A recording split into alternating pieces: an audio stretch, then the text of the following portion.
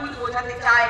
সেই জন্যই সরকারি পয়সায় যখন আপনার কাছে কন্যাশ্রী লক্ষ্মীর ভান্ডার তুলতে যায়, তৃণমূলের নেতারা আপনার কাছে প্রচার করে যে তৃণমূল আপনাকে ওই টাকাটা দিয়েছে, সরকার আপনাকে ওই টাকাটা দেয়নি। তাই সরকারের সঙ্গে মানুষের এই দোকানদারিত্ব বন্ধ করতে হবে। সরকারের সঙ্গে গোটা প্রশাসনের সঙ্গে সাধারণ মানুষের এই পয়সা দিয়ে দেওয়া নেওয়া